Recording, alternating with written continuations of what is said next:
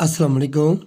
Doctor Mohammad Riyaz, Ayurved veterinary clinic and pharmacy, Chowk Shadipura.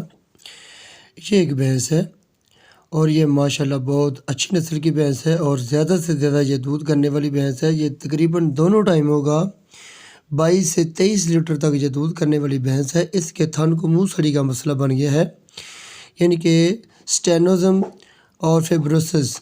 ये fibrosis की वजह से अंदर से गिल्टी यानी कि ट्यूमर छोटी सी बन जाती है और ये ट्यूमर भी थोड़ी सी लंबी है, तकरीबन 1.5 इंच तक, यानी कि जहाँ जे यानी कि जो टीट के एंड होता है निपल, यहाँ से यानी कि दूध निकलता है, वहाँ से लेकर 1.5 इंच ऊपर तक ये ना अंदर से यानी कि बन चुकी थी फिब्रोसिस, गिल्टी बन चुकी थी, ट्यूमर बन चुकी थी।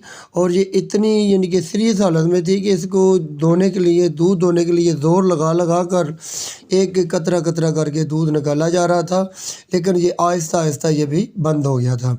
तो हमारे यानी कि तरीक़ेकार के मुताबिक हमने इसको थन के अंदर से 2 सीसी पैनागार्ड, 2 सीसी सिफर, ये दोनों चीज़ें मिलाकर यानी कि सिरिंज की मदद से हमने टीट यानी कि अंदर यानी कि इंजेक्ट कर दिया इंट्रामेमरी। तो ये 3 से 5 दिन तक अमल करते हैं। पहली ही खुराक से जानवरों को, अक्सर जानवरों को फ़र्क पड़ जाता है और इंट्रामस्कुलर तौर पर हम एंटीबायोटिक लगाते हैं, लिंकोमेट और मॉक्सिसिलिन 20-20 ml और फ्लूटिक 10 ml, और खाने के लिए AU के कैप्सूल और फिब्रोसिस मास्टराइड शरबत एक होता है, वो 100 ml सुबह 100 ml शाम देते हैं, जिससे अक्सर जानवरों में 100% रिजल्ट मिल